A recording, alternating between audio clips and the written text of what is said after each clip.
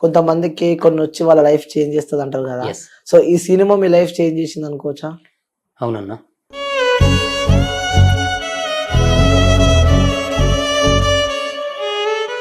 ఉన్న ఆస్తి పొడగొట్టుకున్నారు, ఆస్తి అంతా అమ్మేసారు. ఇప్పుడు ఆ సినిమానే లేకుండా పోయింది కదా మీ లైఫ్ లో. ఇంకా సినిమా అంటే అంత పిచ్చి అని చెప్పి టాలెంట్ ఉందన్న, కళ ఉంది.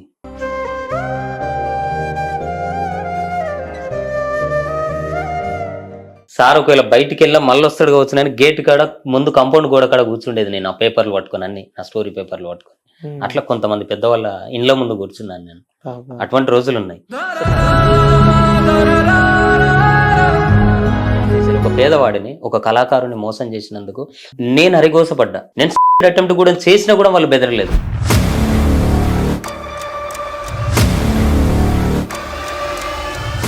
నెక్స్ట్ టైం ట్రై చేశారు, ఆఫీస్ అమ్మేశారు.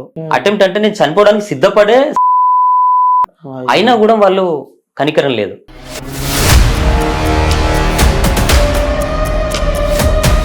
నమస్తే, వెల్కమ్ టు క్యూబ్ టీవీ. నేను మీ యాంకర్ అనంత్.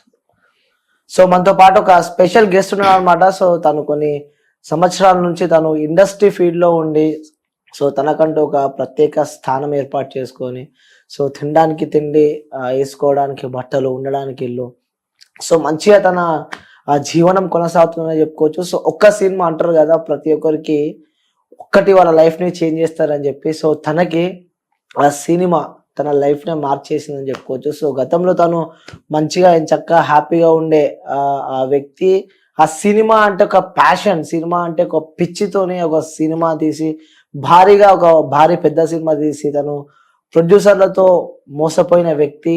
సో ప్రజెంట్ తన దగ్గర ఏమి లేని సిచ్యువేషన్లో బ్రదర్ అయితే మనల్ని అప్రోచ్ కావడం జరిగింది. సో తను కంపారిజన్ ఆ పాస్ట్లో చూసుకుంటే ఎంచక్క హ్యాపీగా తన వైఫ్, తన కూతురుతో ఎంచక్క హ్యాపీగా గడిపిండు. కానీ ఇప్పుడు ప్రజెంట్ తను తినడానికి కూడా తిండి లేని స్తోమత, కట్టడానికి కూడా రెంట్ కట్టడానికి లేని స్తోమతలో కూడా ఆ వ్యక్తి ఉన్నాడు అనమాట. సో ఆ ఫ్యామిలీకి సంబంధించి కూడా ఫ్యామిలీ మొత్తాన్ని తను వాళ్ళ విలేజ్కి పంపించాడు. సో తను ఇంకా ఈ సినిమా అనే ఒక ఆ ప్యాషన్తో ఆ వ్యక్తి ఇంకా తిరుగుతూనే ఉన్నాడు అనమాట. సో కొందరి వల్ల బ్రదర్ మనల్ని అయితే కాంటాక్ట్ అయ్యాడు. సో ఈరోజు నేను తనని ఇంటర్వ్యూ చేయబోతున్నా. అసలు తన లైఫ్లో ఏం జరిగింది, ఎందుకంటే ఆ డే టు డే లైఫ్లో మనం కృష్ణనగర్కి సంబంధించి ఇటు ఈ కృష్ణనగర్ కానీ, మధురనగర్ కానీ, శ్రీనగర్ కానీ ఈ ఏరియాలో ముఖ్యంగా మనం చూస్తూ ఉంటాం. అంటే ఎక్కడి నుంచో ఆ సినిమా అనే ఒక ప్యాషన్తో నా సినిమాలో నేను సినిమా తీస్తా పక్కా అని చెప్పి కూడా లేనివి అన్ని ఆస్తులు అమ్మి ఇక్కడికి వచ్చి వాళ్ళు పడుతున్న బాధలు కూడా ముఖ్యంగా మనకి ఈ కాలనీస్లలో కనిపిస్తూ ఉంటారు. అసలు ఏం జరిగింది? సో వ్యక్తి పేరు మంచి ఇక్కడ ఇండస్ట్రీలో ఆ డైరెక్టర్ దేవ్ అంటే మాక్సిమం గుర్తుపడతారు అనమాట. సో అసలు తన లైఫ్ లో ఏం జరిగింది తెలుసుకునే ప్రయత్నం అయితే చేద్దాం. సో అన్న నమస్తే. నమస్తే అన్న, ఎలా ఉన్నారన్న? ఓకే ఫైన్ అన్న, బాగున్నాను. ఫైన్, చక్కగా హ్యాపీగా ఫ్యామిలీతో రాజా బతుకుండే. ఏంటన్నా సడన్ గా అంటే కొంతమందికి కొన్ని వచ్చి వాళ్ళ లైఫ్ చేంజ్ చేస్తుంది అంటారు కదా. సో ఈ సినిమా మీ లైఫ్ చేంజ్ చేసింది అనుకోవచ్చా? అవునన్నా, అంటే మళ్ళీ సినిమా తప్ప వేరే ప్రపంచం అయితే లేదు. లైఫ్ ని చేంజ్ చేసిన, బ్రతికిచ్చిన కళమ్మ తల్లి మాత్రం ఎట్టి పరిస్థితుల్లో కళాకారుని వదలదు, ఖచ్చితంగా పైకి తీసుకెళ్తుంది 100%. ఆ నమ్మకంతోనే కొనసాగుతున్నా. ఈ లైఫ్ ఉన్నంత కాలం సినిమా తప్ప వేరే ప్రపంచం లేదు. ప్రాణం ఉన్నంత వరకు సినిమాలోనే ఉంటా, సినిమాలోనే చేస్తా. అసలు ఏందన్న అంత ప్యాషన్ ఎందుకు? అంటే డే టు డే లైఫ్ లో సమాజంలో మనం చూస్తున్నాం, ఎక్స్పెషల్లీ మీరు ఉన్న ఆస్తి పొడగొట్టుకున్నారు, ఆస్తి అంతా అమ్మేసారు, ఇల్లు అమ్మేసారు, అసలు ఏమీ లేదు. ఇప్పుడు మీకు ఉన్న ఒక 2 కోట్ల ఆస్తి ఉండే ఉంటది కదా. సో 2 కోట్ల ఆస్తి మొత్తం అమ్మేసి సినిమా గురించి. ఇప్పుడు ఆ సినిమానే లేకుండా పోయింది కదా మీ లైఫ్ లో. ఇంకా సినిమా అంటే అంత పిచ్చి అని చెప్పి. టాలెంట్ ఉందన్న, కళ ఉంది. కళమ్మ తల్లి ఎప్పుడు కళాకారులను ఎప్పుడు కిందికి తొక్కదు, ఖచ్చితంగా ఏదో ఒక టైంలో పైకి తీసుకెళ్తుంది 100%. ఆ నమ్మకం ఉంది. ఎందుకంటే కళ మీద ఉన్న ఆ ప్యాషన్ తోని చిన్నప్పటి నుంచి నేను పాటలు పాడుతూ వచ్చేవాడిని. అంటే మామూలుగా అప్పుడు టేప్ రికార్డులలో అప్పుడు ఇప్పుడు అన్నల పాటలు వినేది ఎక్కువ శాతం అప్పుడు చిన్నప్పుడు ఆ టైంలో. సో ఆ టైంలో ఆ పాటలను పాడుకుంటూ దర్వేసుకునేవాడిని, బల్ల మీద ఇట్లా కొట్టుకుంటూ పాటలు పాడేవాడిని. సో ఆ విధంగా పాటలు పాడుతున్న క్రమంలో నా వాయిస్ మెచ్యూరిటీ లెవెల్స్ ఇంకా ఎక్కువ పెరిగినాయి. సో అట్లా ఆటల్లో పాటల్లో ఫస్ట్, చదువులో లాస్ట్, ఇలా అయిపోయాను. సో ఎప్పుడు చూడు పాటలు పాటలు పాటలు, భజనలు చేసేది విలేజ్లలో. ఇప్పుడు వినాయక చవితి వచ్చింది, నేనే పాటలు కైగట్టి రాసి పాడేది. సో అట్లా ప్రతి దానిలో ముందుకెళ్ళేది. ఆ విధంగా జర్నీ స్టార్ట్ అయింది. 10th అయిపోయిన తర్వాత ప్రొసీడ్ అయ్యాను కళాకారుల దానిలో. అంటే మన Okay. జానపదాలు, ఎలక్షన్ సాంగ్స్ అని, గ్రామ సర్పంచులకు, ఎంపీటీసీలకు రాయడం, పాడడం, ఇదే ఇక పాటలు అట్లా చేయించడం, స్టార్ట్ చేసి ఇట్లా స్టార్ట్ అయింది. ఓకే. కొంతమంది సింగర్స్ కూడా తెలంగాణ ఉద్యమంలో చాలా మంది పిల్లలు పనిచేశారు, నా students. Okay. Presently Epuru Somanna టీంలో కూడా పనిచేసింది అనుష అని, ఏటూరు నగరం అమ్మాయిది.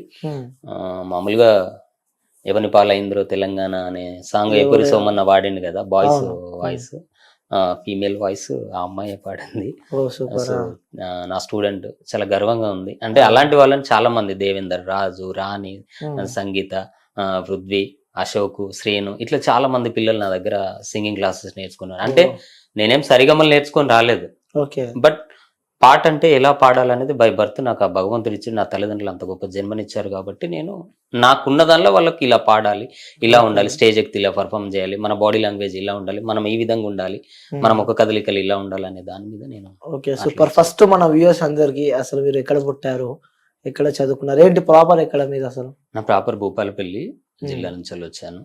నాది చెల్పూరు గ్రామం చెల్పూరు. ఓకే. సో చిన్నతనం నుంచి మాకు ఇక అదే కష్టాలతోనే, పేద కుటుంబం, మిడిల్ క్లాస్ కుటుంబం అంటే అంతే. ఇక మాకు చికెన్ షాప్ ఉండేది. నాన్న సింగరేన్ జాబ్ మధ్యలో వచ్చిపోయిన తర్వాత కాంట్రాక్ట్ బేసిక్ లో మళ్ళీ సింగరేన్ జాబ్ లో జాయిన్ అయ్యాడు. ఆ సింగరేన్ జాబ్ లో డ్రిల్లర్ గా పనిచేసేది, 18 క్లీన్ బాయ్ లో. చికెన్ షాప్ అమ్మ చూసుకునేది. అమ్మ అంటే డ్యూటీ అయిపోయిన తర్వాత నాన్న చూసుకునేది. నేను హైదరాబాద్ లోనే ఉండేది. సో ఇక అప్పటి నుంచి వెళ్ళి హైదరాబాద్ లోనే. సో ఇక సందర్భం అట్లా అయింది, అమ్మ నాన్న ఇద్దరు వెళ్ళిపోయారు. ఇద్దరు చనిపోయారు. అయ్యో. సో అంటే షూట్ చేస్తున్నాను, ఓరుగల్ బిడ్డ అప్పుడు షూట్ చేస్తున్నాము నాగార్జున సాగర్ దగ్గరలో. చేస్తున్న క్రమంలో మార్నింగ్ టైంలో గిన్నెలు కడుక్కోనికి ప్లాట్ఫామ్ మీద వేసుకుంటాం కదా, అలా అమ్మ వెళ్ళిన క్రమంలో మార్నింగ్ 4:30కి అట్లా కింద పడింది. వాకిట్లో ఉండే ఆ స్టోన్స్, చిన్న చిన్న బండలు కూడా లోపలికి వెళ్ళిపోయినాయి డైరెక్ట్ ఇక్కడ. పడుడు బ్లడ్ ప్లాట్ అయ్యి అమ్మ కోమలోకి వెళ్ళిపోయింది. ఆ తర్వాత నేను హైదరాబాద్ నుంచి వెళ్ళేసి ఇక అమ్మని ఎంజిఎం నుంచి వెళ్ళి మళ్ళీ మన హాస్పిటల్ ఉంది, అంటే ఏషియన్ మాల్ పక్క పంటి గల్లీలో ఉంటుంది, ఆ హాస్పిటల్ తీసుకెళ్ళాము. సార్ కూడా చాలా బాగా ట్రీట్ చేశాడు. తర్వాత జే హాస్పిటల్ తీసుకెళ్ళాము, అక్కడ కూడా సర్జరీ చేయించాము. ఇక్కడ గొంతు గిట్ల ఇక్కడ సర్జరీ చేయించాము, కుదరలేదు. తర్వాత నిమ్స్ కు తీసుకొచ్చాను. నిమ్స్ కు తీసుకొచ్చిన తర్వాత చాలా నెలలు ఉన్నాం నిమ్స్ లో. నాన్న నేను మాత్రమే ఉన్నాం. ఆఫీస్ ఉంది 2012 నుంచి కంటిన్యూగా ఆఫీస్ ఉంది నాకు. అంటే పిల్లలు అప్పుడు క్లాసెస్ చెప్పుకునేది, ఎన్నో కొన్ని డబ్బులు వచ్చేది మెయింటెనెన్స్ కు, కథలన్నీ రెడీ చేసుకుంటూ పెట్టుకునేది అసిస్టెంట్స్ తో. అన్ని అంటే ఇట్లా రాయాలి, డైలాగ్ ఇలా ఉంది. సినిమా కోసం ఎప్పటి నుంచో 2007లో వచ్చాను ఇండస్ట్రీకి. 2007లో 2007లో వచ్చి చాలా కష్టాలు అనుభవించి ఇంటికాడ మనం ఏమనుకుంటామంటే, చాలా మంది నేను ఇదైతా అదైతా, నేను పెద్ద పోటుగాన్ని అది ఇదని అందరం మనం మాట్లాడతాం ఫ్రెండ్స్ తోని అది ఇదని, కానీ అవేమి ఇక్కడ పనిచేయవు. ఇక్కడికి వచ్చిన తర్వాత 10 రూపాయలు కావాలంటే ఎవడు ఇచ్చేటోడు ఉండడు, మన దగ్గర ఉంటే తీసుకుంటాడు తప్ప, మనకు అవసరం వచ్చి మనం ఇంత బాధలో ఉన్నామంటే కూడా మనం చేసినోడు కూడా మనకు సహాయం చేయడు. ఫుడ్ లేక రోడ్డు మీద పడుకున్నా చాలా రోజులు, గ్రీన్ బౌర్చి మెట్ల మీద పడుకున్నా సమోసా తినుకుంటూ. 2007లో వచ్చాను. 2007లో ఎండింగ్ లో అలా ఉన్న క్రమంలో నేను శిల్పారామంలో ఒక పాట రాస్తున్నాను. డైలీ నడిచి వెళ్ళేది అక్కడికి, నడిచి వెళ్ళేసి నడవడం. ఇక అప్పుడు డబ్బులు లేవు, తెచ్చుకునే అన్న అయిపోయినాయి. ఇంటికాడ ఏదో నేను పెద్ద అదైతా అని చెప్పుకున్నాం, అన్ని ఉన్నాయి. తీసుకొని వచ్చాను హైదరాబాద్ కి. మామూలుగా ఒక 2500తో వచ్చాను. 2500తోనే వచ్చాను. అన్నీ అయిపోయినాయి. ఇక అన్నీ అయిపోయిన తర్వాత ఏం లేదు. కొంతమంది పెద్దవాళ్ళ దగ్గరికి వెళ్ళాను. అప్పుడు కూడా పెద్దవాళ్ళని కలిశాను. నాకున్న సర్క్యులేషన్ కి, నేను ప్రైవేట్ పాటలు చేసేది కాబట్టి వెళ్తే కొందరు పెద్దవాళ్ళు, ఈ పాట నేనే రాసిందని ఎక్కడ చెప్పుకోవద్దు, నీ పాటలన్నీ నాకు ఇవ్వు, నీకు నెలకు ఒక 30,000 రూపాయల సాలరీ ఇస్తా, నీకు ఒక రూమ్ ఇస్తా, నువ్వు ఇక్కడే ఉండాలి. పెద్దవాళ్ళే, లిరిక్ రైటర్లు పెద్దవాళ్ళే, చాలా పెద్దవాళ్ళు. నా అంతరాత్మ ఎందుకు ఒప్పుకోలేదు. నా దగ్గర కళ ఉంది, నా పవర్ను వాళ్ళు ఉపయోగించుకోవాలని అనుకుంటారు. సరే ఇవాళ కష్టపడవచ్చు, ఎవరో ఒకరు నన్ను గుర్తించి పాటలు తీసుకోలేరా, నా స్టోరీ తీసుకోలేరా అన్న ఒక నమ్మకంతో నేను అట్లనే కొనసాగాను. అంత కష్టం వచ్చిన, తినడానికి తిండి లేకున్నా బ్యాగ్ లో ఒక బెడ్షీట్, 2 డ్రెస్సులు ఇడిచినే మళ్ళీ వేసుకోవడం, ఆన్నో ఎన్నో దోమలలో పడుకొని ఏదో సమోసో గిమోసో తిని జీవనం కొనసాగించిన ఒక 12 days. 12 రోజులు ఆ మెట్ల మీద చాలా రోజులు పడుకున్నా, గ్రీన్ బౌర్చి మెట్ల మీద. పోలీసు వాళ్ళు వచ్చి కూడా చాలా ఇబ్బందికి గురి చేశారు. అప్పుడు విధి ఇక ఈ లేదు ఇంటికి వెళ్దామంటే ముఖం లేదు. Yes, అవును. సో ఏదో ఏదో ఒక సాధిద్దామని సాధిద్దామని ఆ, వచ్చామని అన్న అవును. తర్వాత తెల్లారి శిల్పారామంలో నేను ఉమ్, పాట రాస్తున్న క్రమంలో యశ్వంత్ గౌడ్ అని రాంగోపాల్ వర్మ సార్ దగ్గర ఇప్పుడు వర్క్ చేస్తున్నాడు, నా ఓ, డిఓపి. ఓ, సూపర్. తను వచ్చేసి ఒక షార్ట్ ఫిల్మ్ చేస్తున్నారు వాళ్ళు. షార్ట్ ఫిల్మ్ చేస్తుంటే నేను చూసి, అంటే మనకు ఎవరో ఒకరు పరిచయం కావాలి కాబట్టి అని అవును. నేను పాట రాసుకొని వాళ్ళ దగ్గరికి వెళ్ళి, అన్న నేను చేస్తాను, నా దగ్గర స్టోరీస్ ఉన్నాయి, షార్ట్ ఫిల్మ్స్ ఉన్నాయి, పాటలు ఉన్నాయి, మీరు ఒకవేళ మీకు ఏమన్నా ఉపయోగం ఉంటే నా వీడియోస్ కానీ నా పాటలు కానీ నా రైటింగ్ కానీ వాడుకోండి అన్న అని అంటే, ఏం చేస్తావు నువ్వు, ఎట్లా అది ఇది అని అడిగితే, ఇట్లా సంగతి అన్న, ఫుడ్ కూడా చాలా కష్టంగా ఉంది, అక్కడ నుంచి ఇక్కడికి నడిచి వచ్చిన అన్న, మళ్ళీ నడుచుకుంటూ వెళ్ళాలి అని చెప్పాను. అయ్యప్ప సొసైటీ కానీ అట్లా నడుచుకుంటూ వెళ్ళేదన్నమాట. పానీపూరి అదొకటి ఇదొకటి తినుకుంటూ వెళ్ళేది సాయంత్రం. సో అట్లా చెప్పిన తర్వాత నన్ను తీసుకొని వచ్చారు. మంగ టిఫిన్ సెంటర్ దగ్గరలో వాళ్ళకి ఆఫీస్ ఉంది. అప్పుడు వాళ్ళకి ఆఫీస్ ఉంది. వాళ్ళకి ఆఫీస్ ఉన్నప్పుడు వాళ్ళు ఏం చేసారు, రోజు ఆఫీస్లో నన్ను పెట్టేసి వాళ్ళ షూటింగ్ ఉన్న కాడికి షార్ట్ ఫిల్మ్స్ చేసేది వాళ్ళు. ఆడికి నన్ను తీసుకెళ్ళడం, నా వర్క్ను వాళ్ళు దేవా ఇట్లా చేస్తే బాగుంటుంది అంటే నన్ను వాళ్ళు చాలా గౌరవించేది. నా సీనియారిటీకి వాళ్ళు నాకంటే చిన్నవాళ్ళు, నా తోటి స్నేహితులు లాగా నన్ను గౌరవించి నా టాలెంట్ కు వాళ్ళు గౌరవం ఇచ్చేది. అన్న ఇది ఇట్లా చేస్తే బాగుంటుంది, ఇది ఇట్లా చేస్తే బాగుంటుంది అని నన్ను వాళ్ళు ఎక్కువ గౌరవంగా చూసి నేను వాళ్ళకు చెప్పేది, ఇలా చేద్దామన్నా ఇలా చేద్దామని చెప్తున్న తర్వాత ఇక నాకు ఫుడ్ గిడ్డు అన్ని, అప్పుడు 5 రూపీస్ మిల్స్ ప్యాకెట్ లో వైట్ రైస్ ఉంది కదా, అదే రైస్ తినేది. ఒక పప్పు 5 రూపాయలు ఇస్తే పప్పు ఇచ్చేది, 5 రూపాయలు రైస్, 10 రూపాయలలో భోజనం అయిపోయేది. అట్లా వాళ్ళ ఆఫీస్ లోనే చాలా రోజులు ఉన్నాను. ఆ తర్వాత మాదాపూర్ లో మల్లన్న టెంపుల్లో శ్రీనివాస్ యాదవ్ అని ఉంటారు, చైర్మన్ గా పనిచేశారు. పిఎస్ వెనకాల ఉంటుంది వాళ్ళ ఇల్లు. సీనన్న వాళ్ళు నా టాలెంట్ గుర్తించి ఆ గుళ్ళో ఉన్న పంతులు ఇట్లా దేవా అన్నట్టయినా చాలా మంచి టాలెంటెడ్, బాగుంది కథ కూడా అని చెప్పిండు, షార్ట్ ఫిల్మ్ డాక్యుమెంటరీ ఫిల్మ్ చేద్దామన్నాడు అని అన్న తర్వాత నాకు అప్పుడు ఫస్ట్ నేను ఎవరో తెలియదు, ఏంటో తెలియదు, ఏం తెలియదు, ఒక 20,000 రూపీస్ ఇచ్చిండు వాళ్ళు, 20,000 రూపాయలు ఇచ్చిండు. అదే గుడిలో పూజ కార్యక్రమం పెట్టాను. ఆ టైంలో కూలి పనికి కూడా వెళ్ళాను, డబ్బులు సరిపోక అక్కడ రూమ్ తీసుకుని ఉన్నాను మాదాపూర్లో. కూలి పనికి వెళ్ళి ఆ డబ్బులు సరిపోక ఆ 20,000తోని డాక్యుమెంటరీ ఫిలిం చేశాను. 20,000తో డాక్యుమెంటరీ ఫిలిం అంటే అప్పుడు ఎంత అంటే జస్ట్ 1,000-1,500 ఖర్చు పెట్టి కెమెరాను, చిన్న కెమెరా, ఇంత క్లారిటీ ఉన్న కెమెరాలు కాదు, చిన్నది వీడియో కెమెరాలు ఉంటాయి కదా, దాంతో షూట్ చేసినాం. అందరు సపోర్ట్ చేశారు. ఇప్పటికి ఉంది, వైడ్ యాంగిల్ పిక్చర్ లో ఉంది, 1 లైఫ్ తిరిగి రానిది అని ఉంది, నా మొబైల్ ఉంది, లింక్ పంపిస్తాను. కాకపోతే అప్పుడున్న దానికి 9 ఇయర్స్ బ్యాక్, 9-10 ఇయర్స్ బ్యాక్ ఆ మూవీ చేసాం కాబట్టి దాన్ని అప్లోడ్ చేయడం 2-3 సంవత్సరాలకు అట్లా అప్లోడ్ చేసాం. అంటే చేయడం తర్వాత లేదు, విధి లేదు, అప్పటికి అంత బాగా చేసినాం. ట్రైలర్స్ కానీ ఒక అబ్బాయి డబ్బులు ఇచ్చిండు, మళ్ళీ అందులో చేసిన చిన్న అబ్బాయి వాళ్ళ నాన్న డబ్బులు పెట్టిండు, కొన్ని ఇచ్చిండు. అట్లా ఆ షార్ట్ ఫిల్మ్ ని చిన్న చిన్నగా దాన్ని డాక్యుమెంటరీ ఫిలిం ని మంచిగా, అంటే మద్యం తాగి చాలా మంది చనిపోతున్నారు, ఆ మద్యం మీద ఫిలిం చేశాను. అంటే చాలా మంది యువకుల కాంచెల్లి, పెద్దవాళ్ళ కాంచెల్లి ఇవాళ ఒక రోజు కూలికి వెళ్తే 500 రూపాయలు వస్తున్నాయి. ఈ 500 రూపాయలలో వాడు ఇక్కడ తాగేసరికి 200-300 అయిపోతున్నాయి. వాడు ఇంటికి ఏం తీసుకుపోతున్నాడు, మద్యానికి బానిసై ఇంటికి పోతే పిల్లలకి ఏం పెట్టుకోలేకపోతున్నాడు, రోగం వచ్చినా, జట్టు వచ్చినా, జ్వరం వచ్చినా పిల్లలను సాదుకోలేకపోతున్నాడు. అప్పుడు ఆ థాట్ వచ్చి దాని మీద చేశాను. అప్పుడు సిపి మహేందర్ రెడ్డి గారు ఉండే గచ్చిబౌలికి, అప్పుడు సీడీలు చేసి తీసుకెళ్లి సార్ కూడా అక్కడ ఆఫీస్ లో ప్రజెంట్ చేశాము.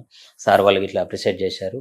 అవే క్యాసెట్లు ప్రతి విలేజ్ లో వెళ్ళాలని చెప్పేసి కొన్ని విలేజ్లలో, గ్రామ పంచాయతీలలో టీవీ పెట్టి అందులో సీడీ వేసి ఆ సినిమాని చూపించేది నేను. అంటే మీరు మద్యానికి బానిసలు అయితే మీ పిల్లలు ఇలా రోడ్డున పడి అడుక్కొని తింటారు అని చెప్పేసి, అంటే ఆ కథాంశం ఏంటంటే మద్యం తాగుతారు, రోజు డైలీ తాగి వస్తాడు, ఇంట్లో పిల్లలను చూసుకోడు, ఇంట్లో తినడానికి తిండి ఉండదు, పొలాన్ని బట్టలు ఉండవు, బాత్ ఉండదు, ఏది ఉండదు. సో పిల్లం ఇంట్లో తిడుతుంది, మంచి మాటలే, అంటే ఎట్లా అంటే అప్పుడు ఇక తెలంగాణ వర్డ్స్లో నీ తాడదెంప, నీ తలపన వాళ్ళగా, నీకు జావని నత్తలేదు, ఇంట్లో తినడానికి తిండి లేదు, పోరాని బట్టలేవు అని చెప్పేసి ఇలాంటి మాటలు పెట్టి మంచి కాన్సెప్ట్. అల్వాల్లో చేశాం షూటింగ్, అది ఓల్డ్ అల్వాలలో. డాక్టర్ గారు హాస్పిటల్ కూడా, ఆయనకు క్యాన్సర్ వచ్చేసి బ్లడ్ వామిటింగ్ అయిన తర్వాత హాస్పిటల్ తీసుకెళ్లిన తర్వాత 2 పేరెంట్స్ చనిపోతారు, ఒక్కడే బాబు ఆ కథలో. అంటే భర్త కోసం డబ్బుల కోసం తిరుగుతుంది భార్య, ఎక్కడ ఎవరు సహాయం చేయరు. భర్త చనిపోయినని చెప్పగానే స్పాట్ గుండాగి ఆమె కూడా చనిపోతుంది. 2 చనిపోయిన తర్వాత బాబు అనాథ అవుతాడు. ఆ డాక్టర్ గారు వచ్చి ఒక వాయిస్ ఇస్తారు, చూశారు కదా ఫ్రెండ్స్, మన దేవేందర్ చేసే ఈ సోషల్ ఎక్స్పెరిమెంట్, ఈ షార్ట్ ఫిలిం ని ప్రజలందరూ ఆదరించాలి. మీరందరూ మద్యం తాగే వాళ్ళు అందరు ఉన్నారు, తాగద్దని చెప్పట్లేదు, లిమిట్ ప్రకారంగా.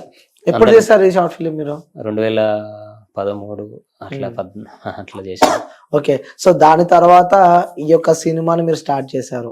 సో సుమారు ఆ సినిమాలో ఎంత పెట్టారు మీరు? అసలు మీరెందుకు ఖర్చు పెట్టాల్సి వచ్చింది యాజ్ అ డైరెక్టర్ గా? సో ఖర్చు పెట్టాల్సింది ప్రొడ్యూసర్. అంటే ఫస్ట్ ఇండస్ట్రీకి వస్తే మనం తిరిగేంత వరకు తిరుగుతాం, మనల్ని ఎవరు నమ్మనప్పుడు. స్టార్టింగ్ రేంజ్ లో సార్ నా దగ్గర కథ ఉంది సార్, నేను ఇట్లా సార్, నేను అట్లా సార్ అంటే మనల్ని ఎవరు నమ్మరు, మనల్ని దగ్గరికి కూడా రానివారు.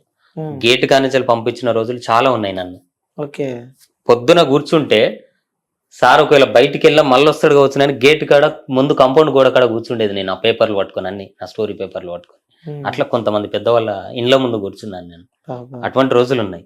సో కాబట్టి ఇట్లా అయితే పని గెలవదని అనుకున్నాను. తెలంగాణ ఉద్యమంలో ఇట్లా సంపాదించిన డబ్బులు, ఫ్రెండ్స్, నా సొంత డబ్బులు, ల్యాండ్ అమ్మినవి, అన్ని తిరిగిన డబ్బులు, క్లాసెస్ చెప్పినాయి, అట్లా ఇట్లా సుమారు ఎంత వరకు ఉంటుందన్న డబ్బు? అంటే గతంలో మీ ఆస్తి సుమారు 2 కోట్లు ఉండొచ్చా? ప్రజెంట్ 0. అయ్యో. రీసెంట్ గానే సినిమా కోసం కొన్ని డబ్బులు తెచ్చాను, వాళ్ళు ఆగలేదు. ఒక 12 లక్షలు ఇచ్చారు, వాళ్ళు ఒత్తిడి గురి చేశారు. తెల్లారితే పరువు పోతుంది ఇక, అంతే, ఇంకేం లేదు, ఇక సూసైడ్ చేసుకునే పరిస్థితి. అది కూడా ట్రై. ఆ టైంలో నేను హన్మకొండలో ఉన్నాను, ఆర్టీఓ ఆఫీసర్ ఇంట్లో ఉన్నాను. ఆ ఇంటికి ఎదురుగా వాళ్ళు చాలా మంది తెలుసు నాకు, చిన్నప్పటి నుంచి తెలుసు వాళ్ళ ఫ్యామిలీ అంతా. అయితే నా భూమి, నాకు ఇట్లా డబ్బులు అవసరం అంటే, నీకు భూమి ఉంది కదా అంటే, ఆ భూమి కొంచెం డిస్ట్రిబ్యూట్ లో ఉండే. అంటే నేను హైదరాబాద్ లో ఉన్నా కూడా నా తల్లిదండ్రులు చనిపోయిన తర్వాత కొంత ఆక్రమించారు, అది కొంచెం గొడవ జరుగుతుంది. అంటే నేను పట్టించుకోలేదు భూమికి ఇట్లా అని. తర్వాత పట్టా పాస్బుక్ లో వచ్చిన తర్వాత అన్ని చూసుకున్న తర్వాత వాళ్ళు ఏం చేశారు, అక్కడ ఏమన్నా మేము చూసుకుంటాం, మాకు ఇంతకి ఇచ్చేయని కొంత అమౌంట్ చెప్పారు. నాకు ప్రస్తుతం నాకు ఇంత కావాలని నన్ను 12 లక్షలు అంటే వాళ్ళు ఒక 9 lakhs ఇచ్చారు. ప్రస్తుతం ఆ 9 lakhs వాళ్ళకి కట్టేసి తర్వాత వాళ్ళకి రిజిస్ట్రేషన్ కొట్టించాను. ఆ నమ్మకం మీద మిగతా అమౌంట్ మీరు నాకు రిజిస్ట్రేషన్ చేపిస్తే, మీకు అవసరం కాబట్టి నేను డబ్బులు ఇస్తాను. సో మీరు నాకు రిజిస్ట్రేషన్ చేపిస్తే మిగతా అమౌంట్ నేను ఈ ల్యాండ్ రిజిస్ట్రేషన్ అయిన వెంటనే మాకున్న పలుకుబడితో మేము అమౌంట్ తీసుకొచ్చి నీకు అప్పయిస్తాం, ఆ భూమి మేము తీసుకుంటాం అని అన్న తర్వాత గుడ్డిగా నమ్మి ఇచ్చాను, రిజిస్ట్రేషన్ చేయించాను. వాళ్ళ ఏడికి పోరు. ఇప్పుడు వాళ్ళ ఇంటోళ్ళ మీద 3 మీద కేసు అయింది, 3 మీద, 2 కొడుకుల మీద, తల్లి మీద చీటింగ్ కేసు అయింది. భూపాలపల్లి జిల్లా కోర్టులో జరుగుతుంది కేసు అది. సో చీటింగ్ చేశారు. ఒక పేదవాడిని, ఒక కళాకారుని మోసం చేసినందుకు 100% వాళ్ళ కుటుంబం అనద్దు, నేను అరిగోసపడ్డా. హాస్పిటల్లో నేను సూసైడ్ అటెంప్ట్ కూడా చేసినా కూడా వాళ్ళు బెదరలేదు. అటెంప్ట్ అంటే నేను చనిపోవడానికి సిద్ధపడే స్లీపింగ్ టాబ్లెట్స్ వేసుకున్నాను, అయినా కూడా వాళ్ళు కనికరం లేదు. పోలీసు వాళ్ళు కూడా నాకు సపోర్ట్ చేయలేదు. చాలా నేను తిరిగిన రోజు లేదు, 1.5 year police station, daily police station తిరిగి లాస్ట్కి వచ్చి ఛార్జ్ షీట్ తీసుకొని కోర్టులో దాఖలు చేశాను. డిఎస్పీ గారు చాలా సపోర్ట్ చేశారు భూపాల్. ఇంకోటి August 15th రోజు ఏం జరిగిందని నిజంగా చెప్పాలి మీ లైఫ్ లో? ఆ రోజు next time suicide attempt try చేశారు, ఆఫీస్ అమ్మేశారు, ఉన్న ఆఫీస్ ని కూడా తీసేశారు. సో ఏంటి ఆ రోజు అసలు ఏం జరిగింది? August 15th మీ లైఫ్ లో ఒక మర్చిపోలేని రోజు అనుకోవచ్చు. అంటే August 15th అనేది నాకు చాలా ఇంపార్టెంట్ రోజు. ఎందుకంటే మామూలుగా నేను యూత్ ప్రెసిడెంట్ గా పనిచేశాను, రాజకీయాల్లో వచ్చాను, ఎన్నో ప్రోగ్రామ్ చేశాను, పెద్ద పెద్ద సర్కిల్ ఉంది. August 15th రోజు నేను యాక్చువల్ గా జెండా ఎగరవేయాలి మా యూత్ ప్రెసిడెంట్ గా. అలాంటివి చాలా సార్లు ఎగిరేశాను, అవన్నీ ఫోటోలు వీడియోలు అన్నీ ఉంటాయి. అవన్నీ చూసుకుంటూ, అందుకే మా అమ్మ నాన్నలకు August 15th రోజు కానీ 26 జనవరి రోజు కానీ మా అమ్మ నాన్నకే జనగణమన పాడతాను రూమ్ లో. ఆ వీడియోస్ కూడా ఉన్నాయి, ఆ ఫొటోస్ కూడా ఉన్నాయి అన్ని. ఆ రోజు ఏంటంటే అంతకు ముందే ఒక 3 months నుంచి నేను ఆఫీసు ఉండే కాడ రెంట్లు ఇట్లా ఏం కట్టలేదు. క్రమక్రమంగా తగ్గింది, ఆదాయం తగ్గింది. ప్రొడ్యూసర్స్ వల్ల వెయిటింగ్ చేసి ఆస్తులు గీస్తులు అన్ని అమ్ముకొని కష్టపడి సంపాదించినవి కూడా వదులుకొని పిచ్చోళ్ళక తిరుగుతూ ఉంటే నా దగ్గర ఉన్న అసిస్టెంట్స్ కూడా ఒక్కొక్కరు దూరం అయిపోతున్నారు, ఇక వెళ్ళిపోతున్నారు. 8 members ఉన్నారు. 8 members అసిస్టెంట్స్ ని మెయింటైన్ చేసిన వ్యక్తులు మీరు? 8 members. నాకు టీం ఉంది, మూవీ టీం మొత్తం. అంటే ప్రజలకు ఎలాంటి సినిమా కావాలి ఈ కాలంలో అంటే డిఫరెంట్ జోనర్స్ ఎంచుకున్నాను. అంటే ఒక్కొక్క జోనర్ కి ఒక్కొక్క కథను ఎంచుకొని రెడీ చేసుకున్నాము. 5 కథలు ఇప్పుడు రెడీలో ఉన్నాయి, అన్ని రిజిస్ట్రేషన్ చేసుకొని పెట్టుకున్నాం. టైటిల్ కథలు అన్ని వర్క్ అంతా కంప్లీట్ గా డైరెక్ట్ షూటింగ్ కి వెళ్ళడమే. అన్ని చూసేసి వచ్చినాం, ఇంకేం పర్లేదు. ఈ ఖర్చులు మొత్తం నేను పెట్టుకున్నాను. సో అందువల్ల ఒక 1 month టైం ఇచ్చారు. ఆ 1 month లో ఓనర్ వాళ్ళు టైం ఇచ్చారు. ఆ 1 month లో కూడా వాళ్ళు వచ్చి ప్రొడ్యూసర్స్ కూడా మాట ఇచ్చారు. ఓనర్ కూడా తెలుసు, ఓనర్ కూడా సపోర్ట్ చేసిండు నాకు చాలా. ఓ, సూపర్. దేవా ఇంకా చివరి నిమిషం మరి జాగ్రత్త అని అన్నాడు. పలానా రోజు ఇస్తా అంటే నా మంచితనం వల్ల నేను ఇన్ని నెలలు ఉన్నా కాబట్టి నేను ఎవరిని పల్లెత్తు మాటన ఉంటే రూమ్లో ఆఫీస్లోనే లేదంటే బయటనే అంతే. ఇక అట్లా ప్రతి ఒక్కరిని మంచిగా చూసుకుంటాను. నా ఆఫీస్కి వచ్చిన వాళ్ళకు ఇక్కడ అన్నం పెట్టి పంపిస్తా. రూమ్లో గ్యాస్ ఉంటుంది, అన్ని ఉంటుంది, అసిస్టెంట్స్ ఉంటారు, అన్ని రకాల ఆఫీస్ బాయ్ ఉంటారు, అన్ని చేసేది. ఆ ముందు రోజు కూడా నేను నాకు ఆఫీస్ పెట్టించింది ఒక వ్యక్తి. సో ఆఫీస్ని కాపాడుకున్నది నేను. అంటే నేను అప్పు తీసుకున్నాను, వాళ్ళే వచ్చి ఆఫీస్ పూజ చేసి ఓపెనింగ్ చేశారు. మిర్యాలగూడ నుంచి సతీష్ అన్న లైన్ ఇన్స్పెక్టర్ శ్రీనివాస్ సార్, మారం శ్రీనివాస్ సార్, వాళ్ళే ఓపెన్ చేపించి పూజ చేసిపోయారు. డబ్బులంతా ఇక మనమే కట్టుకోవాలి కాబట్టి వాళ్ళు హెల్ప్ చేసారు అప్పుడు. సో ఇక ఆ రోజు ముందు రోజు వాళ్ళని పిలిపించి 1 week టైం ఇవ్వండి, 1 week టైంలో మీకు డబ్బులు కట్టేస్తాం అని చెప్పేసి ఒక ప్రొడ్యూసర్ని నమ్ముకొని 1 week టైం అడిగాము. ఆ ప్రొడ్యూసర్ తీరే టైంకు అయినా కూడా మళ్ళీ హ్యాండ్ ఇచ్చారు. అయ్యో. ఇట్లా ఎందుకు అవుతుంది అనేది బాగా ఆలోచించాను నేను. తర్వాత ఆ విషయం చెప్తాను నేను. సో అప్పుడు ఏమైంది, వాళ్ళుగా నేనున్నాను డైరెక్ట్, వాళ్ళు వేరే వాళ్ళు బ్యాచిలర్స్ వచ్చి రూమ్ లో ఉన్నారు. ఓకే. ఓనర్ పంపించిండు ఆల్రెడీ అడ్వాన్స్ తీసుకొని, నాకు డబ్బులు కట్టేసి నువ్వు వెళ్ళిపో, లేదంటే కట్టుబట్టలతో వెళ్ళిపో అని అన్నాడు. ఏం చేయాలో అర్థం కాలేదు. నేను కొనుక్కున్న ఒక్కొక్క టేబుల్ 16,000, 20,000 రూపాయల టేబుల్. నా చాంబర్లో ఉండే టేబుల్ 22,000 రూపాయల టేబుల్. టీపాయిలు, chairs, official chairs, gas cylinder కూడా అమ్మేశాను. గ్యాస్ సిలిండర్ కూడా సూర్య ప్రాపర్టీస్ అన్న వాళ్ళు పక్కనే ఉంటారు, అన్న వాళ్ళకు జస్ట్ 10,000కి ఇచ్చేసాను. సెకండ్ హ్యాండ్ అంటే ఎవరైనా ఇక మొత్తమే 5,000కి కూడా అడుగుతారు. అవును. కానీ మన దగ్గర ఉన్న పొజిషన్ అంతే. సో కాబట్టి మేడం ఒక ఆమె నా దగ్గర అసిస్టెంట్గా పనిచేస్తుంది, ఒక లేడీ మాధురి, ఆటో మాధురి అని, ఆటో నడుపుతుంది 7 సంవత్సరాలుగా. ఆమె కూడా చాలా కష్టపడి పాపం, ఆమె ఒక్కతే నా అసిస్టెంట్స్లలో ఎక్కువ చదువుకోలేదు. టాలెంట్ ఉంది, డైరెక్షన్ చేసేంత తెలివి ఉంది, రాసేంత సత్తా ఉంది. 7 సంవత్సరాలు ఆటో నడుపుకుంటూ, పిల్లల్ని చదువుకుంటూ, రూమ్ రెంట్ కట్టుకుంటూ, మిగిలిన డబ్బులతోని చిన్న చిన్న కెమెరాలతోని మయూరి ఆత్మ అని వెబ్ సిరీస్ చేస్తుంది. ఓ సూపర్. ఆమె నాకు వచ్చి కొంత అమౌంట్ హెల్ప్ చేసింది, అది అక్కడ కట్టేశాము. ఇంకా కొంత బ్యాలెన్స్ ఉంది, కరెంటు బిల్లు ఇట్లా బ్యాలెన్స్ ఉంది అన్న, తర్వాత ఇస్తాను. మొత్తమే సర్వం కోల్పోయాను. మీరు మనుషులు తీసుకొచ్చి దించేశారు కాబట్టి ఇప్పుడు నా దగ్గర ఏం లేదు, తర్వాత ఇస్తానని చెప్పాను. ఆ టేబుల్లో మీద డబ్బులు తీసుకొచ్చి వేరే కాడ ఒక సింగిల్ బెడ్రూమ్ ఇల్లు తీసుకొని అక్కడ 10,000 ఇచ్చేసాను. ఇప్పుడు అక్కడ కూడా కట్టలేని పరిస్థితి. అవును. నెక్స్ట్ మళ్ళీ రెంట్ వచ్చింది ఆల్రెడీ 1st తారీఖు, అంటే 15 days అయింది కదా. అవును. వాళ్ళు ఏం చేశారు, రన్నింగ్ మంత్ రెంట్ 15 days కట్టండి, ఫస్ట్ రెంట్ ఇవ్వండి అని అన్నారు. ఇక అయితే లేదు, అంటే ఉన్నారు, వస్తున్నారు పెద్ద పెద్ద హీరోస్, నాకు ఫొటోస్ పెట్టారు, నేను వాళ్ళకు కలిశాను. పెద్ద పెద్ద వాళ్ళ ఆఫీస్కి వచ్చారు, మంచి మంచి వాళ్ళు. నేను వాళ్ళ దగ్గరికి వెళ్ళాను. ఎందుకు ఫెయిల్ అవుతుంది అనేది అర్థమవుతలేదు. లేదంటే నాతోనే ఉండే వాళ్ళు ఏమన్నా నా వెనకాల ఏమన్నా గోతులు తవ్వుతున్నారా అనేది కూడా అర్థం కాలేదు, అర్థం చేసుకోలేకపోయాను. సో అందువల్ల ఆ రోజు అవన్నీ అమ్మేసి ఒక 4-5 చైర్లు, నా బ్యానర్ పేపర్లు, నా అన్ని గిఫ్ట్స్ ఒకటి అవన్నీ ఉంటాయి కదా, అవి రైస్ కుక్కర్లు, కొన్ని ప్లేట్స్ ఇట్లా తీసుకొని అందులోకి రావడం జరిగింది. వచ్చి నా ఫ్రెండ్స్ అందరికీ కాల్ చేసి కొంతమందికి మాత్రమే చెప్పాను, బయట ఎక్కువ శాతం ఎవరికి తెలియదు. పలానా దేవ్ సార్ స్వరం సినిమా డైరెక్టర్ అంటే, ఇంకా ఇక్కడ అన్నపూర్ణ స్టూడియో ముందు చాలా మంది తెలుసు. 1,200 మంది వచ్చారు ఆడిషన్కి, నా సినిమాకి ఆడిషన్ పెడితే. చాలా మందికి నేను అందరికీ తెలుసు. దేవ్ సార్ అంటే ఒక మంచి వ్యక్తి అనేది ఒక గుర్తింపు తెచ్చుకున్నాను. పలానా దేవ్ సార్ దగ్గరికి పోతే నిమ్మలంగా మనకు అన్ని ఫ్యామిలీ గురించి కానీ, మనం బతుకు గురించి కానీ, మనం ఇండస్ట్రీలో ఉండే విధానాన్ని గురించి కానీ, ఆడవాళ్ళైనా మగవాళ్ళైనా మర్యాదగా గౌరవించి వాళ్ళకు అన్ని రకాలుగా చెప్పి పంపిస్తాడు, చేసినా చేయకపోయినా. సో అలాంటి ఒక వ్యక్తి ఇలా అయిండు అని ప్రాబ్లం అవుతుందని బయటకు ఎక్కువ తెలియనివ్వలేదు. బట్ నా వల్ల కావట్లేదని నేను ఒక అక్క ద్వారా నేను మిమ్మల్ని రీచ్ కావడం జరిగింది. ఆ అక్క మీకు నంబర్ ఇచ్చేసి పలానా దేవన్న అంటే నేను కొన్ని ఛానళ్ళకు పెట్టాను, కొంతమంది పట్టించుకోలేదు, పెద్ద పెద్ద ఛానళ్ళకే పెట్టాను, మాట్లాడాను అన్న, మాట్లాడదాం అంతే తప్ప ఎవరు రెస్పాండ్ కాలేదు. నేనున్న పరిస్థితిలో నాకు ఏదన్నా మీ ఛానల్ నుంచి కావచ్చు, లేదంటే బయట ఎవరైనా నా ఇంటర్వ్యూ చూసి, నాకున్న టాలెంట్ని చూసి ఎవరైనా ఏమన్నా హెల్ప్ చేసినా, లేదంటే ఎవరైనా ప్రొడ్యూసర్ వచ్చినా, అదే అడుగుదాం అనుకుంటున్నా. అంటే ఏ పరంగా మీకు హెల్ప్ కావాలంటే, ఫినాన్షియల్ గా హెల్ప్ కావాలా, లేకుంటే ప్రొడ్యూసర్స్ కావాలా, లేకుంటే అసలు ఏం కావాలనుకుంటున్నా? అంటే ఇప్పుడు ఎవరైనా ప్రొడ్యూసర్ వస్తే కూర్చుని పెట్టి మాట్లాడాలంటే ఇప్పుడు కొంచెం కలర్ఫుల్ గా మినిమం ఉండాలి, నాలుగు చైర్లు ఉండాలి. సరే అసిస్టెంట్ ఉన్నా లేకపోయినా సంబంధం లేదు, నేను ఒక్కనన్నా కూర్చుని కొంచెం డిగ్నిటీగా ఉండే ఆఫీస్ లాగా ఉండాలి. సో ఆఫీస్ తీసుకోవాలి. ఇప్పుడు ఆఫీస్ కోల్పోయాను, మళ్ళీ ఆఫీస్ తీసుకోవాలి. ఇప్పుడున్న సింగిల్ బెడ్రూమ్ ఇల్లు, పాత బిల్డింగ్, సో అందులో ఉన్నాను. అదే ఆఫీస్ లాగా ఉండదు, ఫ్యామిలీస్ ఉండే ఏరియా కాబట్టి ఆఫీస్ తీసుకోవాలి అంటే మినిమం కొంత అమౌంట్ అవసరము.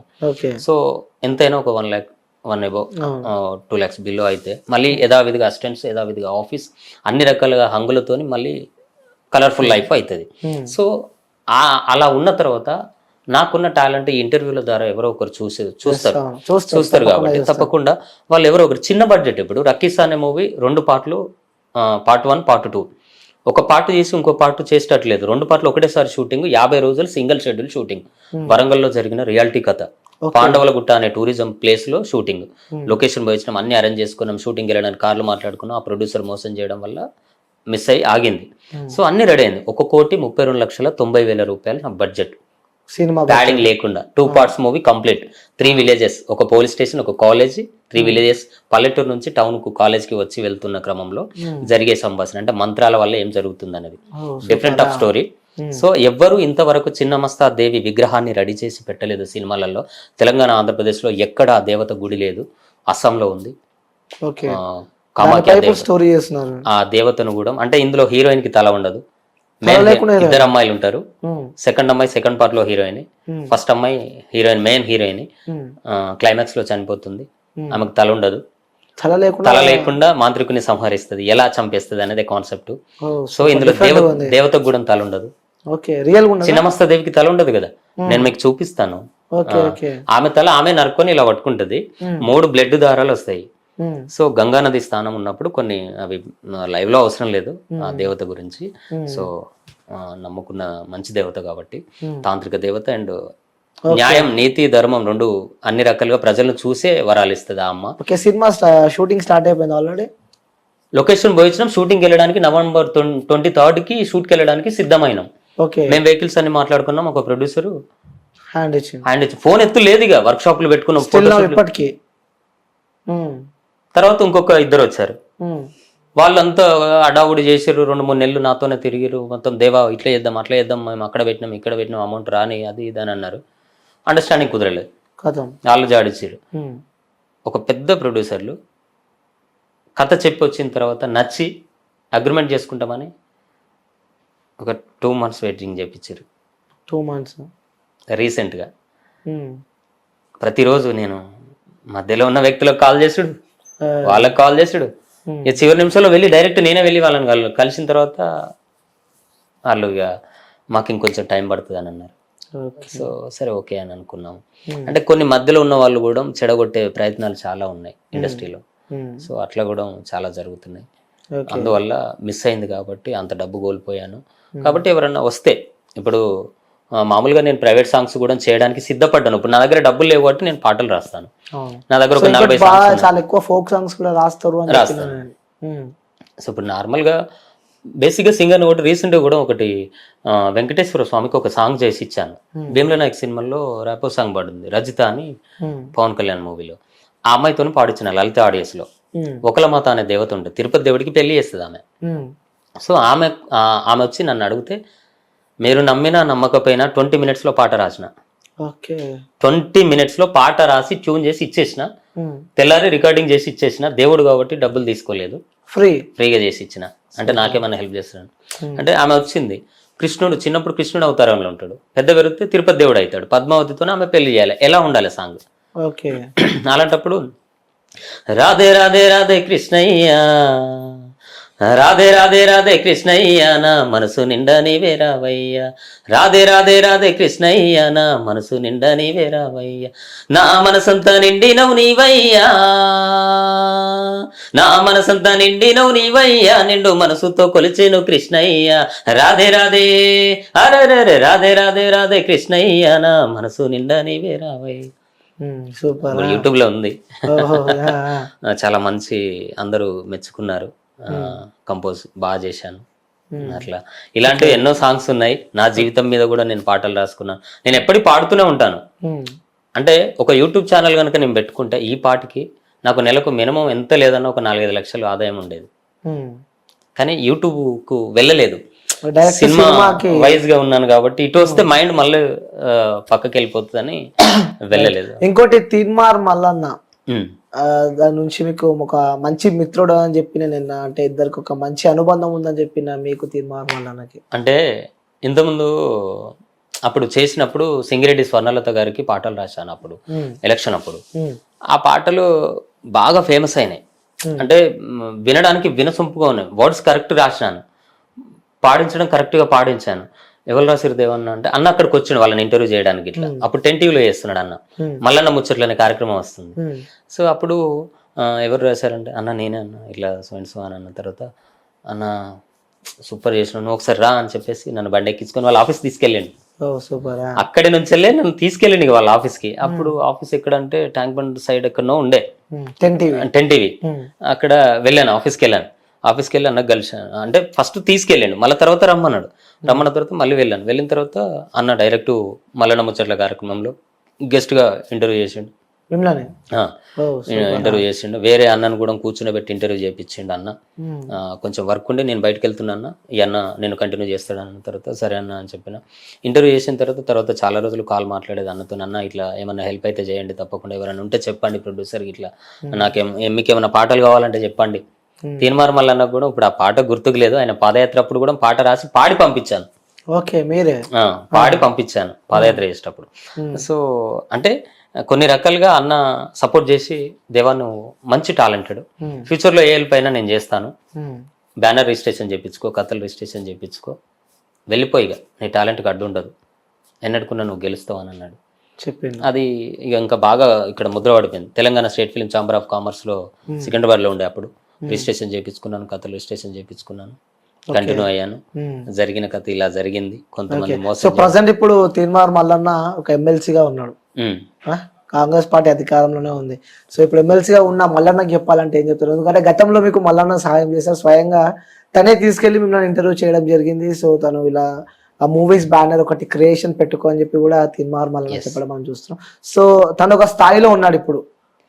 తనకి మీరు చెప్పాలి, తనని మీరు రిక్వెస్ట్ చేయాలంటే మల్లన్న గారిని ఏం చేస్తారు? 100% ఆయన బ్లెస్సింగ్స్ ఉంటే సరిపోయా. ఎందుకంటే ఆయన నాకు ఇచ్చిన ధైర్యం అప్పుడు చాలా అదిగా అనిపించింది. ఎందుకంటే ఒక జర్నలిజంలో ఉన్న వ్యక్తి ఎన్నో రకాలుగా ఆలోచిస్తాడు. ఆ వ్యక్తి టాలెంట్ ఏంది, అసలు వీడు గెలుస్తాడా, ఓడిపోతాడా, అసలు వీడి మనోభావాలు ఎలా ఉన్నాయి, వీడు ఏంటి అనేది కూడా ఆలోచిస్తారు. సో ఆ విధంగా నన్ను ఆలోచించి అప్పుడు తను ఎంతో మందిని చూసి ఉంటాడు, రాజకీయ నాయకులను. సో కాబట్టి నేను ఆ విధంగా అన్నను చెప్పిన మాటలను ఇన్స్పిరేషన్గా తీసుకుని ఇక ముందుకెళ్ళాను. ఓకే, సో చివరిగా మన వ్యూవర్స్ కి, క్యూబ్ టీవీ చూసే వ్యూవర్స్ కానీ లేకుంటే మిమ్మల్ని గుర్తుపట్టే వ్యక్తులకు కానీ చెప్పాలంటే మీరు ఏం చెప్తారు? ఎవరికి కానీ ఇండస్ట్రీలో ఒకటి మాత్రం నేను 100% చెప్పగలుగుతాను, మనకెవరో ఉన్నారు ఏదో చేస్తారని మాత్రం ఇండస్ట్రీకి రావద్దండి, దయచేసి చెప్తున్నాను. ఎందుకంటే ఇక్కడ ఎవడు మనకు మనమే తప్ప మనకి ఇంకెవడు లేడు. బట్ కానీ ఇక్కడికి వచ్చిన తర్వాత చాలామంది ఫేక్ ఆఫీసులు పెట్టుకొని నేను డైరెక్టర్ని, నేను ఇది చేస్తున్నా అది చేస్తున్నా అని చెప్పేసి ఫేక్గా ఆఫీసులు పెట్టుకొని డబ్బులు వసూలు చేసి ఇట్లా మోసాలు చేస్తున్నారు. అది జరుగుతుంది. అలాంటి వాళ్ళ వల్ల మాలాగా జెన్యున్గా వచ్చే వాళ్ళని ఎవరు నమ్మట్లేదు. సో అట్లా ఇబ్బందులకు గురి చేస్తున్నారు. కాబట్టి కొంతమంది ప్రొడ్యూసర్లు వచ్చిన వాళ్ళని కూడా వీళ్ళు మోసం చేస్తున్నారు. రీసెంట్గా వచ్చిన ఒక ఫ్రెండ్ ఉన్నాడు, సాఫ్ట్వేర్ ఇంజనీర్. 1 year మన కథ రాయడం ఎలాగో కూడా తెలియదు. ఆఫీస్ 1 year పెట్టుకున్నాడు, అసిస్టెంట్స్ని పిలిపించుకున్నాడు, డబ్బులు ఖర్చు పెట్టించి ఆయన బయటకు పంపించేసిండు. ఇప్పుడు మళ్ళీ జాబ్లో జాయిన్ అయ్యిండు. చాలా వ్యక్తుల నుంచి ఇండస్ట్రీకి రావద్దు, తెలిసిన వాళ్ళని ఉండాలి, టాలెంట్ ఉండాలి. టాలెంట్ ఎవడబ్బా సొత్తు కాదు, కానీ టాలెంట్ ఉన్నా కూడా అన్నిటికీ తెగించుకొని ముందుకెళ్ళాలి. ఓకే, అలా వెళ్తేనే మనం గెలవగలుగుతాం. ఇవాళ 100% నేను అలాగే నిలబడ్డాను. నా ఊపిరి ఉన్నంతకాలం నేను సినిమాలోనే ఉంటాను, సినిమాలోనే బ్రతుకుతాను, సినిమాలోనే చేస్తాను. 100% ఏంటంటే 4 కథలు ఉన్నాయి, రిజిస్ట్రేషన్ చేసి పెట్టుకున్నాను, 5 భాషల్లో రిలీజు, అన్ని రకాలుగా ప్లానింగ్ చేసుకొని పెట్టుకున్నాను. ఎవరైనా ప్రొడ్యూసర్స్ కావచ్చు, లేదంటే ఏ విధంగానైనా వాళ్ళు నాకు అప్రోచ్ అయినా నేను వాళ్ళకు 100% నేను న్యాయం చేస్తాను. వాళ్ళు పెట్టిన డబ్బులకు 100% నేను డబ్బులు తీసుకొచ్చి ఇచ్చే బాధ్యత నాది. వాళ్ళు ఇప్పుడు సపోజ్ నన్ను నమ్మి 1 కోటి 2 కోట్లు నాకు ప్రొడ్యూస్ చేస్తే, ఆ 2 కోట్లు పెడితే నేను ఎన్ని కోట్లు ఇస్తా అన్ని కోట్లు ఇస్తా అని మాత్రం చెప్పలేను. బట్ 100% వాళ్ళు పెట్టిన డబ్బులు లాస్ కాకుండా మినిమం ఒక 5-6 కోట్లు అయినా వాళ్ళ డబ్బులు వాళ్ళకి వచ్చేటట్టుగా, అరే పర్లేదు నాకు వచ్చినాయి, ఎక్స్ట్రా వచ్చినాయి, మళ్ళీ సినిమాకి చేద్దాం అనేటట్టుగా వాళ్ళకు ఊరటనిచ్చేటట్టుగా మాత్రం చేయగలుగుతాం. ఓకే, సో మొత్తానికి అయితే ప్రొడ్యూసర్స్ కావాలి.